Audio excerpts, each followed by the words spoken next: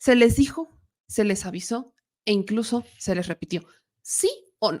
Yo solo pregunto, ¿sí o no? Se les dijo, se les avisó e incluso se les repitió. Uno no tenía que ser pitoniza para saber que esto iba a ocurrir.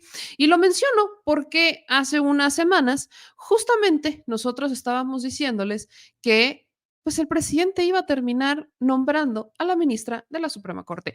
Vaya, no era, insisto, no era de cuestión de ser tan experto para saber que históricamente, porque sí es un tema histórico, era el presidente Andrés Manuel López Obrador el que iba a terminar decidiendo esta terna. Y es más, quiero compartirles para que les refresque un poquito la memoria este pequeño video que subimos justamente a Instagram y que subimos a TikTok, en donde se les decía que esto iba a pasar. Escúchenlo. Andrés Manuel López Obrador como presidente tiene 3 tiros, ¿no? El primero es una primera terna. Si el Senado dice que no, la echa para atrás. Va una segunda terna. Si vuelven a echar atrás esa segunda terna, entonces ya es designación directa. Y yo le apuesto justamente a esto. Andrés Manuel sabe que no van a aceptar la primera terna porque hay una gran carga política. La segunda terna tampoco. Pero como necesitas justamente para que él haga una designación que se agoten las primeras 2 ternas, eso es lo que va a pasar. Y también lo saben los senadores. Entonces, si no aprueban esta terna, la que venga también va a ir con una carga full 4T. O aprueban esa segunda terna a alguien full 4T o se arriesgan a que el presidente designe a quien quiera. Ese es el riesgo político que corren en el PRI, PAN, PRD. Andrés Manuel López Obrador. ¿Ven? ¿Ven? O sea, ese fue un video que subimos el 20 de noviembre. 20 de noviembre se subió ese video. Y obviamente las cosas pasaron.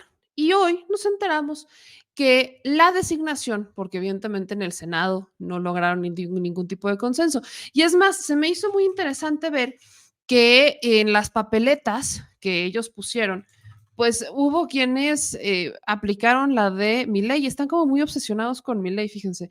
Sí, me preocupa esa parte de su obsesión con Milei, porque vi que en las papeletas del Senado, porque la votación fue en madrugada, empezaron a aplicar esta, vean nada más. Viva la libertad, carajo. En contra, AMLO, autoritarismo, no. Y esa es la papeleta. Luego nos enteramos que fue un priista el que hizo esto. Y vaya, me preocupa demasiado saber que los priistas pues también andan con su full Milei. Habrían de ver cómo están las cosas en Argentina en este momento con un peso que está por los suelos y un Milei que, vaya, está perdiendo adeptos más rápido que el trabajo de Javier Lozano en la Coparmex, ¿no? Entonces, creo que le va a ganar de manera histórica. Total, que al no conseguir ningún tipo de consenso, en esta segunda terna que fue votada, la que alcanza el mayor número de votos es Lenia Batres. Y bajo esa decisión, pues es que el presidente termina designando a Lenia Batres. Las reacciones han sido diversas, ¿no? Tenemos reacciones desde Loretta Ortiz Alf, que quizás sea la más cercana a ella, porque Loretta sí también fue militante o es militante de Morena. Y entonces Loretta puso lo siguiente: mi felicitación más cálida y más cálida bienvenida a la ministra Lenia Batres. Tengo por cierto que su incorporación a la Suprema vendrá a enriquecer el fundamental labor jurisdiccional de nuestro Tribunal Constitucional. Lenia Batres pues ha puesto obviamente varias imágenes. Aquí pues tenemos a cómo ella le da RT o publica la nota de López Dóriga donde pues dicen que AMLO ya la había elegido hace 9 horas, pero pues ella alcanza la votación, ella alcanza 54 votos. Berta Alcalde se queda con 16. En la primera ronda había sido contrario, ella se queda en un segundo lugar, ahora se queda en un primer lugar y pues termina siendo Lenia Batres la elegida por el presidente Andrés Manuel López Obrador. Incluso estuvo Berta Alcalde también. Berta Alcalde pues acepta sin más el resultado y dijo, ahorita les pondré justamente lo que dijo, pero este fue el momento en el que Lenia Batres toma protesta o rinde protesta como nueva ministra de la Suprema. Lenia Batres Guadarrama, en cumplimiento con lo que dispone el artículo 97 constitucional, el Senado de la República ha recibido la comunicación del presidente de la República con la que informa que la ha designado ministra de la Suprema Corte de Justicia de la Nación. En consecuencia, le pregunto, ¿protesta desempeñar leal y patrióticamente el cargo de ministra de la Suprema Corte de Justicia de la Nación que se le ha conferido y guardar y hacer guardar la Constitución política de los Estados Unidos mexicanos y las leyes que de ella emanen, mirando en todo por el bien y la prosperidad de la Unión? Si no lo hiciera así, que la nación se lo demande. A nombre del Senado de la República, le deseo éxito en su encargo. Muchas felicidades.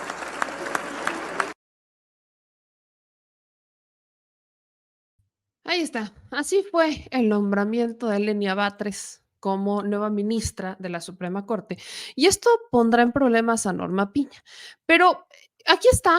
No quiero dejar pasar esto. Esta fue la reacción de Berta Alcalde, que ella, mucho se rumoró que iba a ser ella, pero al final, pues decide el presidente que sea Lenia.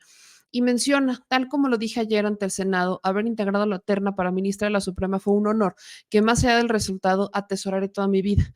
Muchas felicidades a Lenia Batres por su nombramiento, a Erendira Cruzville, que estuvo también en la segunda terna, y a Estela Ríos por su participación. Y después de esto, pues empiezo a ver una serie de videos, particularmente unas comparaciones que hace este Político MX, en las que pues dice que en el 98 Lenia Batres ella estaba en contra de que el presidente fuera el encargado de elegir a los miembros del Poder Judicial y pedía que se hiciera una reforma para que esto dejara de suceder. En su comparecencia ante Senado, la hermana de Martí Batres y cercana al presidente López Obrador afirma no tiene conflictos de interés que pudieran poner en duda la independencia, autonomía e imparcialidad para resolver controversias concretas. Y entonces suben este video. Es el colmo que sí tenga el Poder Ejecutivo todavía capacidad para proponer y nombrar, de hecho. Agradezco al presidente de la República, licenciado Andrés Manuel López Obrador, la deferencia de haberme incluido en la terna que se encuentra el día de hoy a discusión. No cabe duda de que están cambiando los tiempos. Es obvio que el Poder Ejecutivo tiene conocidos, tiene gente recomendable y la recomienda, y pues eso no garantiza la autonomía que nosotros necesitamos respecto de los actos, que el Poder Judicial revise los actos mismos que comete el Poder Ejecutivo. No. Y pues sí, efectivamente, pero más allá de hacer una comparación del 98 al 2023, yo les voy a rescatar el video donde les compartíamos pues lo que fue una comparecencia, lo que fue una plática de Lenia Batres en la UNAM, que tuve la oportunidad de moderar, y justo lo puse en la parte en donde habla sobre el Poder Judicial. El que el presidente la haya elegido no quiere decir que Lenia no esté, o sea, esté en contra de esta dinámica, porque sí lo está. De hecho, recuerdo que en este evento que llegué a moderar, Lenia proponía y sobre todo respaldaba el que los ministros de la Suprema fueran elegidos por la gente. Vamos a escuchar lo que dijo Lenia. Esto tiene un mes, a más tardar tendrá un mes este posicionamiento de Lenia, la hoy nueva ministra de la Suprema por 15 años, no uno, sino 15. En el tema de las remuneraciones de los ministros, jueces, magistrados del Poder Judicial. Año 2009. Entra al Congreso de la Unión una iniciativa del entonces presidente Felipe Calderón para poner tope a los salarios de los servidores públicos. Rápidamente se activan las comisiones, retoman varias iniciativas que estaban ahí en el Congreso de la Unión y resuelven aprobar por unanimidad el tope de los salarios de los servidores públicos. Y el tope, que es muy discutido, había propuestas de que el tope fuera una cantidad de salarios mínimos, había otras propuestas de que fueran montos actualizables conforme a la inflación, pero no, pues deciden que el tope sea el salario del presidente de la República. 2009. Llega noviembre de 2009 y el entonces presidente de la República propone subirle a prácticamente todos, menos los servidores del Poder Judicial, propone subirles a algunos hasta más del doble el salario porque él se lo duplica. Ganaba cerca de 150 y tantos mil, pero entonces va a ganar casi 300,000 pesos de 2009 a 2010. Enero de 2010 entra en vigor la reforma, entra en vigor no con el salario tope que aprobaron los legisladores, que era de 150 y tantos mil pesos, sino con el nuevo salario que pone el presidente Felipe Calderón, que aprueba el Congreso de la Unión, bueno, la Cámara de Diputados, que va a ser de casi 300,000 pesos. Todos se suben, además parecía que era consigna, los que no tengan este salario, súbanselo, es una instrucción.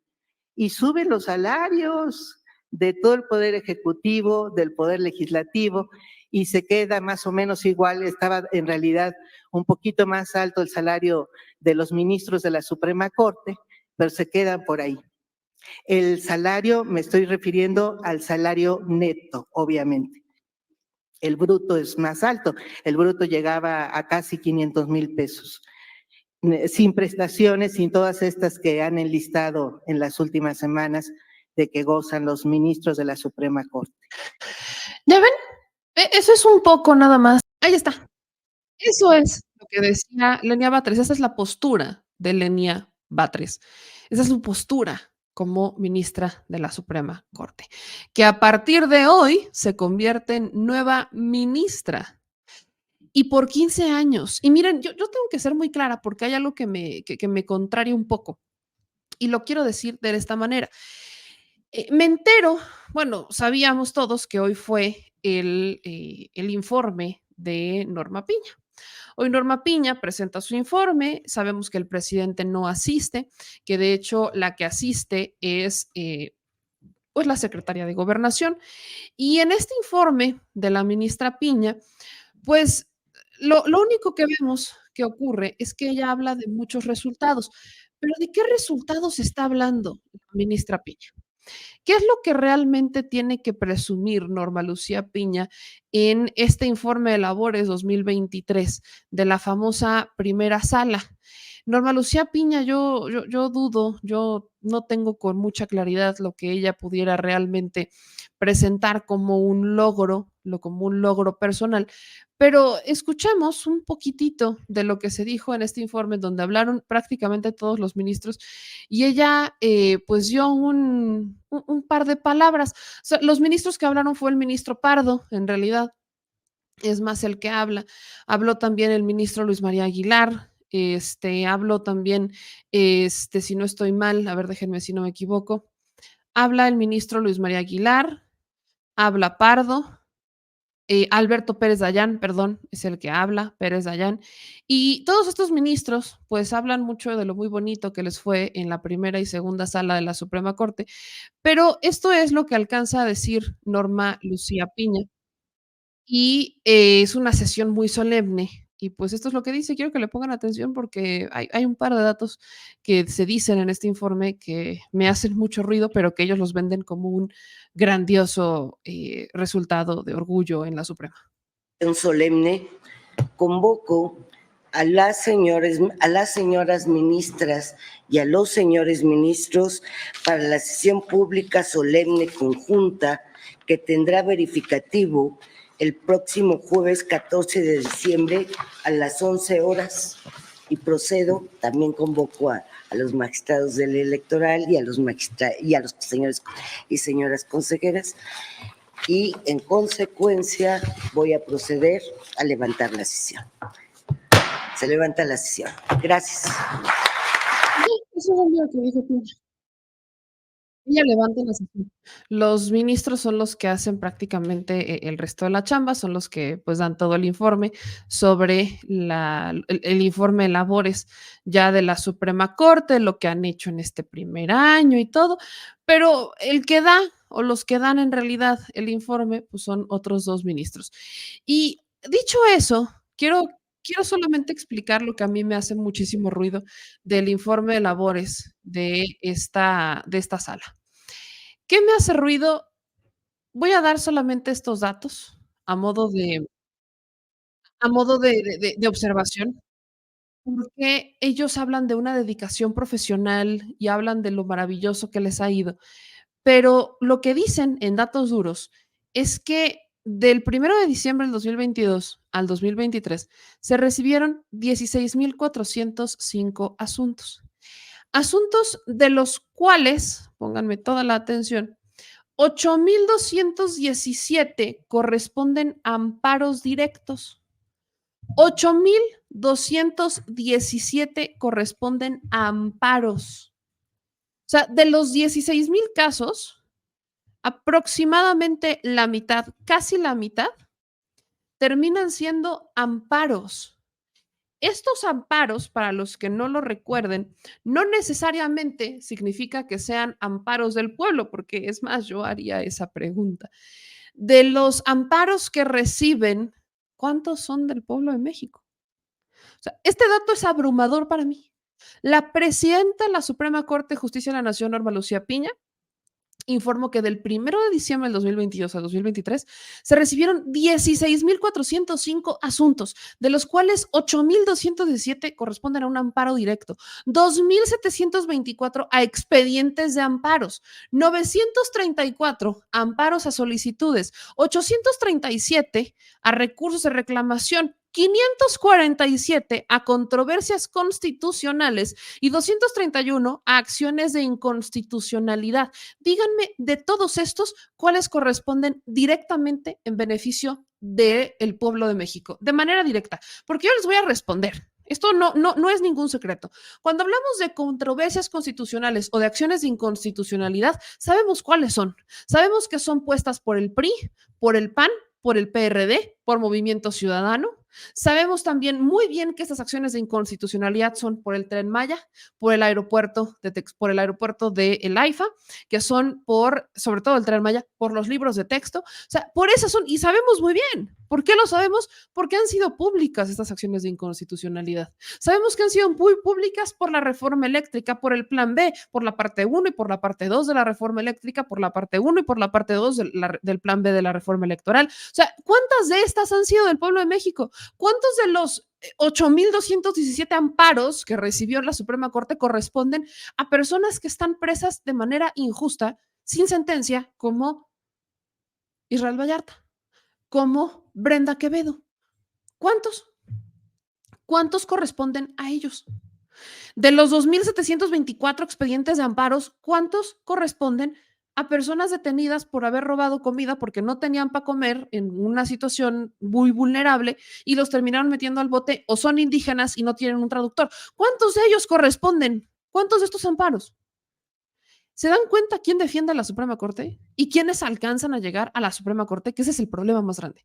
No es quienes llegan, porque deberíamos de llegar todos. El problema es quienes alcanzan a llegar.